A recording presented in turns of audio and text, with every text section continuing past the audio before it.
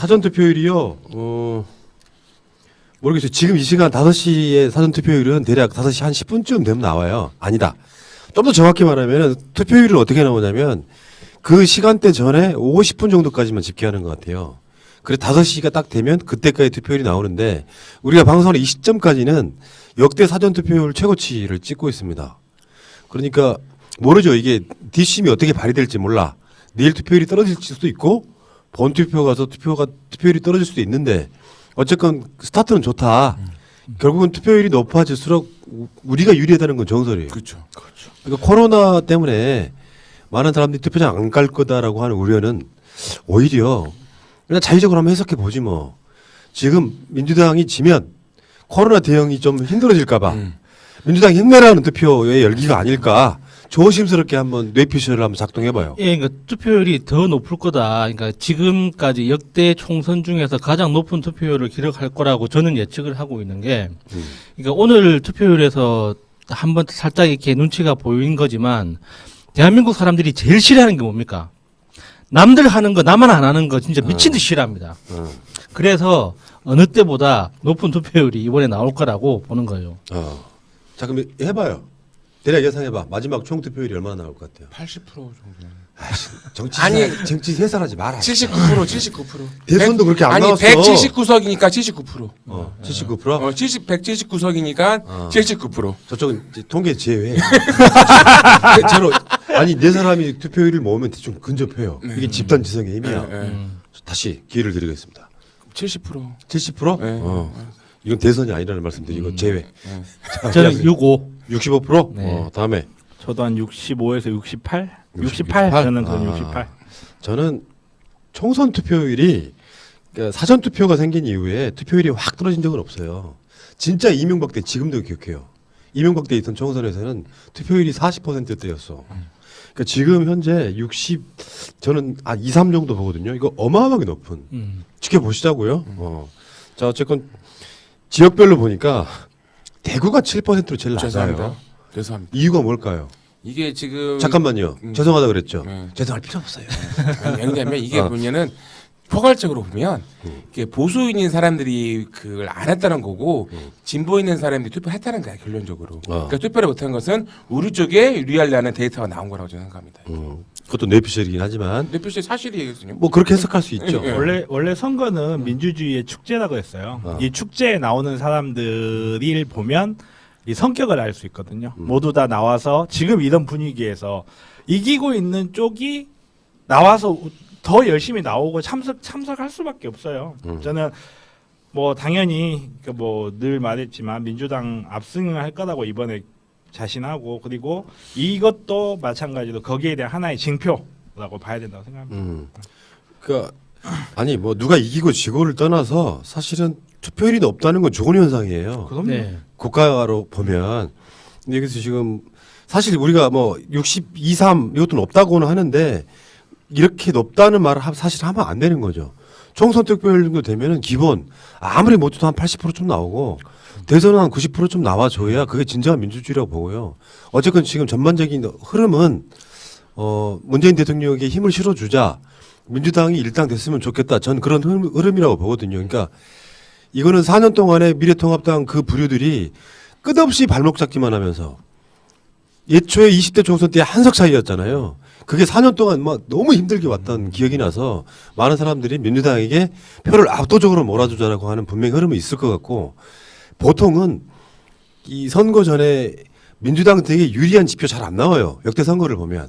근데 지금 이 상황은 굉장히 분위기는 좋다 이렇게 말씀드리지만 끝까지 방심하지 않아야 될 게 분명히 역으로 상대를 뭉치게 하는 효과도 있어요. 여기 투표율이 높다고 사전 투표는 젊은 층이 많이 하는데 투표율이 높다고 그러면 뭐 소위 보수라고 하시는 분들이 본 투표율 날 많이 가자 이렇게 나타날 수도 있기 때문에 그러나 투표율이 압도적으로 높아버리면 그걸 상쇄할 수 있다. 저는 이렇게 보는 거죠.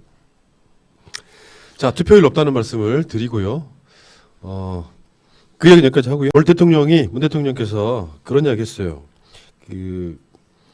단정지어 말하는 스타일이 아니잖아요. 우리 대통령은.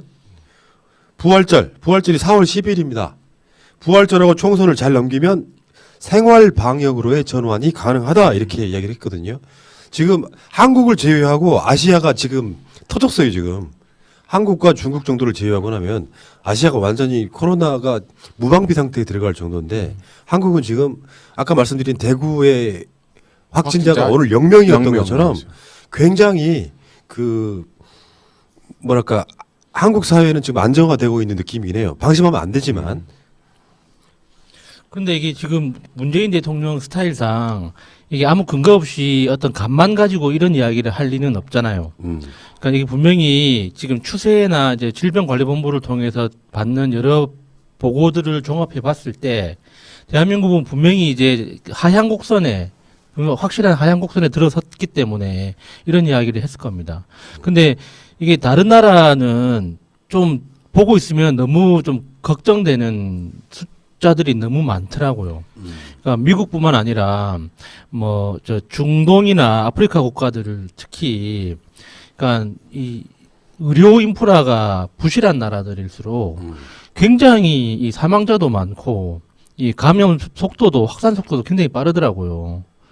그래서 이게 특히나 이게 사망자 숫자가 이렇게 많이 나오는 걸 보면서 대한민국이 도대체 어떤 독특한 어떤 의료 환경, 어떤 역학적인 구조 내에 있길래 그렇게 잘 막아낼 수 있었던가 하는 그런 정말 신기한 생각도 들고. 사실 독특한 건 아니에요. 뭐 살짝 깔때기를 대자면 코로나 사태가 처음 터졌을 때 다른 프로들 모두 헤매고 있을 때 새날만 걱정하지 않으셔도 된다고 계속 이야기를 해왔었죠. 그중에 정필승만.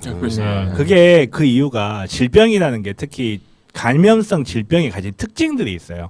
이 특징들 코로나 같은 경우에 이제 R값이 그러니까 R값이라는 게 한 명의 환자 몇 명한테 전염시킬 수 있는 R값이 지금 거의 7까지 올라갔다고 하는데 그때 막 처음 발생했을 당시엔 3 정도 2에서 3 정도 사이의 질병이었고 그리고 초기에 방역을 적극적으로 할 수 있다는 것 자체가 국가가 이미 데이터를 많이 쌓아놓고 있다는 거거든요.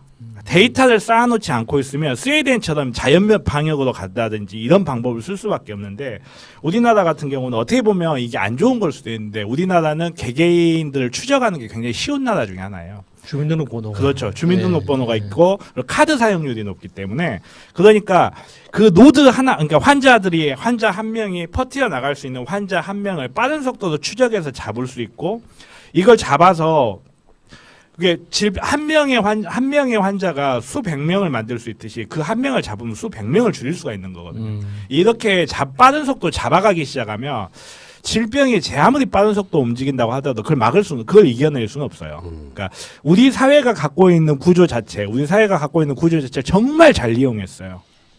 이거 제가 전에 한번 그런 말 한 적이 있는데 우리 사회가 과연 아주 민주적인 사회냐 과연 우리나라 사회가 민주적이기 때문에 그렇게 이런 일이 있었느냐 했을 때는 저는 살짝 고개가 갸우뚱거려져요.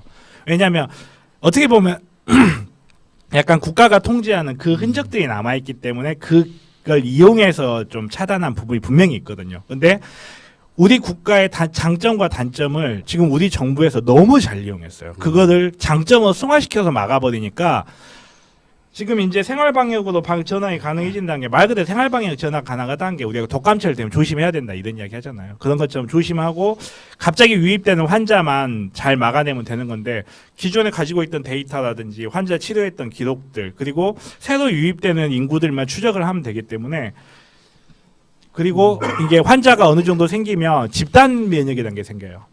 집단 면역이라는 게 생기기 시작하면 그 질병은 이제 거의 이제 그냥 사면하는 거나 마찬가지 흐름으로 가거든요. 한 60%죠? 예, 그렇죠. 그러게 되면 이제는 뭐 이상한 게 아니다. 의학자의 눈으로 봤을 때 이상한 게 아니다. 그리고 이 부분에 대해서는 제가 여러 전문가분들하고도 좀 이야기를 해봤는데 충분히 이렇게 집단 면역으로 갈 수 있고 사회적으로 잘 방어가 될 거다라고 낙관론을 펼치시는 분들이 많이 있더라고요. 그러니까 저도 대구에서 느낀 게 뭐냐면 맨 처음에 생겼을 때 119 구급차가요 시내에 한 200m보다 있었어요. 그러니까 발생이 되고 확진자가 되면 바로 실려가는 거야 그냥.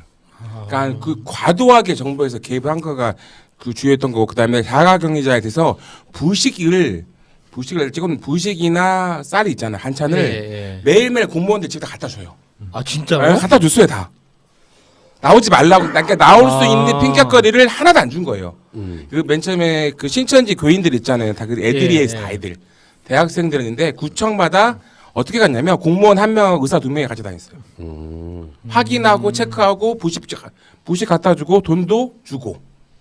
야, 대한민국 그렇게 진짜 대단한 항상 나라다. 뭐라고 했냐면 우리 권영진 시장님이 항상 할 말 중에 정부는 그 말이 뭔지 아십니까? 문재인 정부이란 말이었어요. 그러니까 다 칭찬을 그렇게 한 거죠. 알겠습니다. 제가 보니까.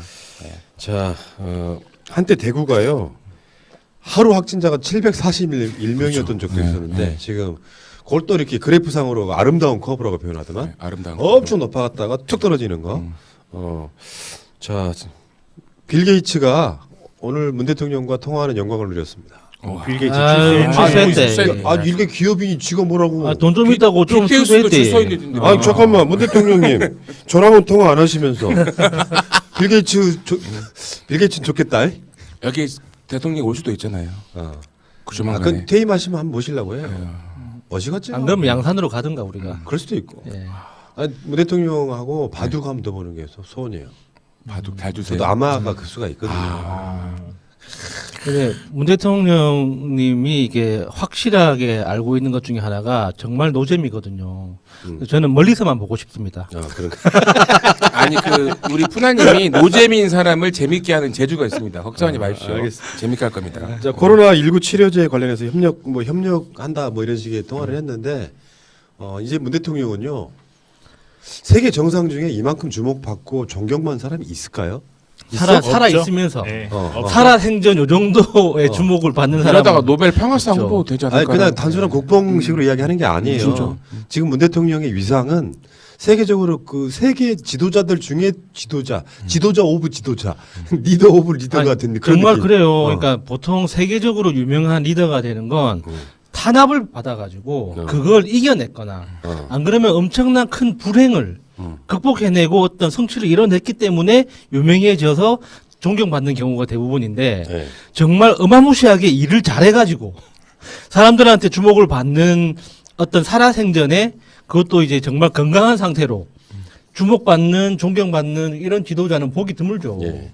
저기 김영상님께서 푸나님과 문 대통령이 통화하면 언론 장악 시도랍니다. 맞네. 아이고 참. 맞네. 언론 탄압 아닌 거 다인 거죠. 뭔가 언론 장악.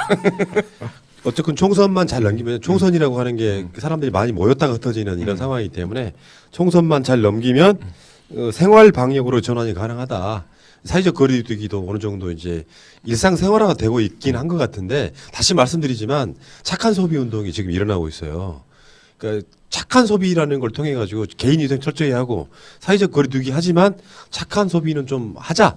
이제 그런 분위기가 또 들불처럼 일어나면 대한민국 경제가 또 금방 좋아질 수 있다 이렇게 말씀드리고 자 그런데 이렇게 잘하고 있는데 만약에 미래통합당이 총선에 승리를 한다면 힘들어집니다. 여러분 어르신 방송 보고 계시면은 이번만큼은요 아무리 문재인 정부가 싫어도 잘 가보시면 코로나 극복을 위해서라도 기호 1번 찍어주시기 바라겠습니다. 1번 부탁드립니다. 자 알겠습니다. 어르신 존경합니다. 제.